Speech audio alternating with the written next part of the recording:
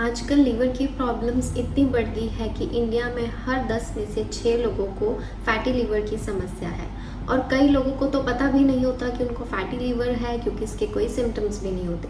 और जब आप किसी कारण अल्ट्रासाउंड करवाते हैं तो जाके पता चलता है कि आपको फैटी लीवर है।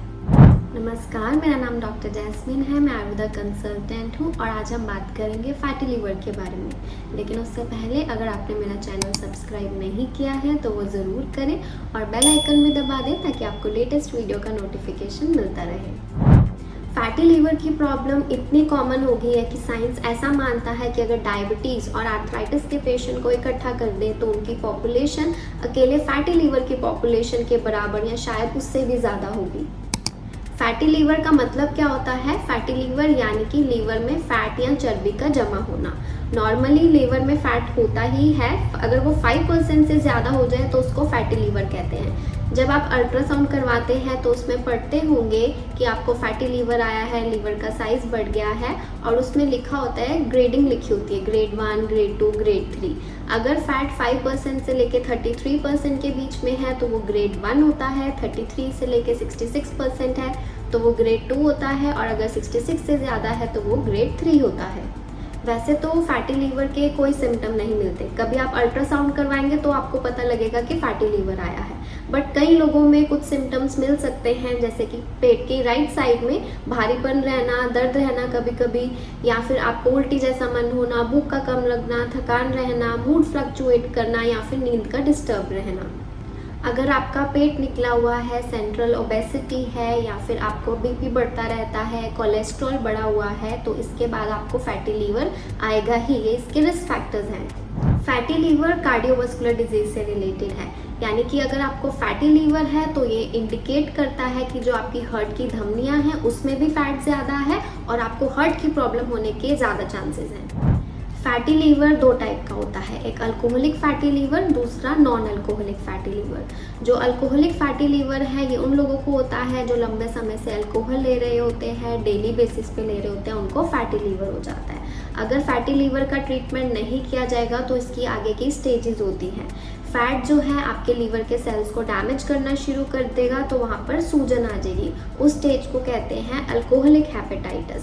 अगर इसका भी ट्रीटमेंट नहीं लिया जाएगा तो आगे लीवर सिकुड़ने लग जाएगा, इसको कहते हैं सिरोसिस। इस टाइम पर परमानेंट डैमेज हो चुका है, आपका जो लीवर की ये डिजीज़ है ये इरिवर्सिबल हो गई है।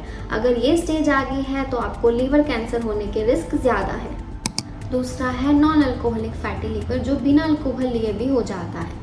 क्यों हो जाता है? क्योंकि आपकी डाइट नहीं अच्छी, आपका लाइफस्टाइल नहीं अच्छा, आप एक्सरसाइज नहीं करते या फिर मोटापा है, आपका वेट बढ़ा हुआ है तो भी फैटी लीवर हो सकता है, कोलेस्ट्रॉल बढ़ा हुआ है तो भी हो सकता है, हेपेटाइटिस बी है, सी है तो भी हो सकता है। एज फैक्टर भी होता है, जैसे 20 to 45 के बीच में ये ज़्यादा कॉमन होता है, बट आजकल बच्चों में भी मोटापा बढ़ रहा है, ओबेसिटी बढ़ रहे हैं तो उनमें भी फैटी लीवर का रिस्क बढ़ रहा है। नॉन अल्कोहलिक फैटी लीवर की भी आगे वही स्टेजेस होती हैं। अगर फैटी लीवर का ट्रीटमेंट नहीं लिया जाएगा तो आगे लीवर जो है सूजन आने लग जाएगी उसमें, उसको बोलते हैं नॉन अल्कोहलिक स्टेटोहेपेटाइटिस। और अगर इसका ट्रीटमेंट नहीं लिया जाएगा तो लीवर सिकुड़ जाएगा, उसको बोलते हैं सिरोसिस। देन आगे कैंसर होने के रिस्क बढ़ जाते हैं। आपको फैटी लीवर है या नहीं ये पता कैसे चलता है? इसके लिए कुछ ब्लड टेस्ट करवाए जाते हैं, जैसे कि LFT लीवर फंक्शन टेस्ट। इसमें सीरम बिलिरुबिन, SGOT, SGPT के लेवल बढ़े हुए आते हैं, या फिर लिपिड प्रोफाइल किया जाता है, या फिर इसके बाद कंफर्म किया जाता है अल्ट्रासाउंड कराकर, या फिर CT स्कैन भी करवाते हैं। लिवर का एक और टेस्ट होता है जिसको फाइब्रो स्कैन कहते हैं, जिसमें फैट की अमाउंट पता लगती है, लीवर की स्टिफनेस कितनी हो गई है, कितना फाइब्रोसिस हो गया है, कितना सिरोसिस हो गया है और कितना लीवर डैमेज हुआ है, ये पता लगता है। अब देखते हैं कि फैटी लीवर को कैसे मैनेज किया जाता है। डाइट बहुत ज़्यादा इम्पॉर्टेंट है फैटी लीवर को ठीक करने के लिए। आपको पचने में हल्की चीज़ें लेनी है, मसालेदार, तली हुई, बहुत ज़्यादा मीठी चीज़ें, alcohol, smoking, high fatty, high oily, high sugary food, ये सब बंद करने हैं। आपको नॉनवेज बंद करना है, मिठाइयाँ बंद करनी है, जलेबी, गुलाब जामुन, रसगुल्ले, केक्स हो गए या फिर कोल्ड ड्रिंक्स हो गई, उसमें भी बहुत शुगर होती है, सोडाज या फिर जो शरबत होते हैं, समोसे, पकोड़े, कचौरियाँ, ये सब बंद करनी है। मुझे पता है ये सब सुन के भी आपके मुंह में पानी आ रहा होगा, बट यही सबसे बड़े दुश्मन हैं आपके फैटी लीवर के। आपने कोई भी प्रोसेस्ड फूड नहीं लेना, जैसे कि रिफाइंड ऑयल हो गया, वो बिल्कुल बंद करना है। रिफाइंड शुगर भी नहीं लेनी, वैसे तो मीठी चीज़ें लेनी ही नहीं है, बट अगर कभी मीठा खाने का मन हो तो उसमें आप धागे वाली मिष्टी ले सकते हैं, गुड़ डाल के ले सकते हैं या फिर खजूर यूज़ कर सकते हैं उसकी जगह पर। आपने रिफाइंड फ्लोर भी नहीं लेना, यानी कि मैदे से बनी कोई भी चीज़ नहीं लेनी। मैं किसी को कहती हूँ कि घर का बना हुआ खाना है, तो वो घर के बने हुए खाने के नाम पे घर में 4-4 ब्रेड खा रहे होते हैं, उसके ऊपर जैम लगा के खा रहे होते हैं, उसके ऊपर केचप लगा के खा रहे होते हैं। बट ब्रेड भी नहीं खानी, क्योंकि ब्रेड में भी मैदा होता है। चाहे आप आटे वाली ब्रेड ले रहे हैं, बट उसके आप इंग्रेडिएंट्स चेक करेंगे तो उसमें भी मैदा लिखा हुआ होता है, तो आप इंग्रेडिएंट्स पढ़ के ही लें। आपने पैकेट फूड जिसमें प्रिजर्वेटिव्स होते हैं वो सब बंद करना है, जैसे चिप्स हो गए या फिर बिस्किट्स हो गए, नमकीन हो गए, ये सब बंद करना है। इन सब के बाद जो दूसरा सबसे इम्पॉर्टेंट है वो है आपको ओवर ईटिंग नहीं करनी।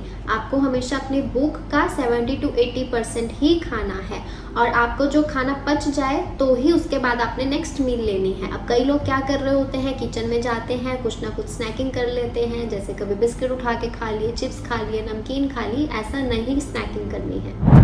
तीसरा सबसे इम्पॉर्टेंट है कि आपको रात को जल्दी सोना है। रात के 10 बजे से लेकर 2 बजे के बीच में बिल्कुल भी नहीं जागना है। क्यों? क्योंकि ये जो टाइम होता है वो पित्त काल का टाइम होता है, और जो लीवर है वो पित्त का पावर हाउस होता है। इस टाइम पर जो है लीवर को रेस्ट करने की ज़रूरत होती है, इसलिए आपको 10 बजे से पहले सो जाना चाहिए।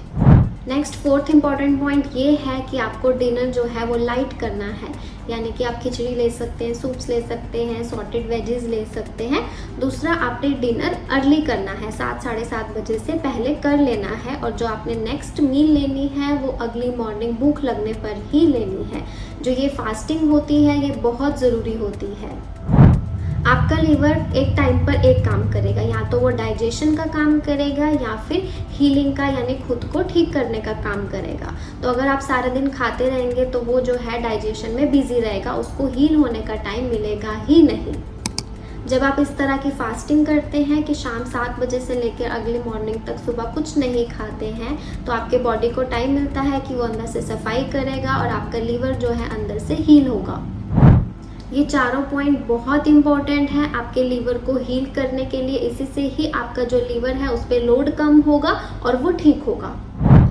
नेक्स्ट, वेट लॉस करना भी बहुत ज़रूरी है। आप वेट लॉस करेंगे, बॉडी का फैट कम होगा, इससे लीवर का भी फैट कम होगा, और जो हार्ट की प्रॉब्लम होने के रिस्क हैं वो भी कम होंगे।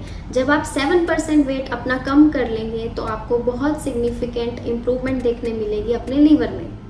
आयुर्वेदा में ऐसा कहा गया है कि जिनको लीवर की प्रॉब्लम होती है उनके लिए विरेचन चिकित्सा, नॉर्मल लैंग्वेज में कहूँ तो पेट साफ करना। ऐसी चीज़ें जो पेट साफ करती हैं, खून को साफ रखती हैं, वही आपके लीवर को ठीक करेंगी और ठीक रखेंगी भी। आयुर्वेदा में लिखा है लघुन्यानि तिक्तानि च दीप्न्यानि, यानी ऐसी चीज़ें जो लघु हैं, इजीली डाइजेस्ट हो जाती हैं।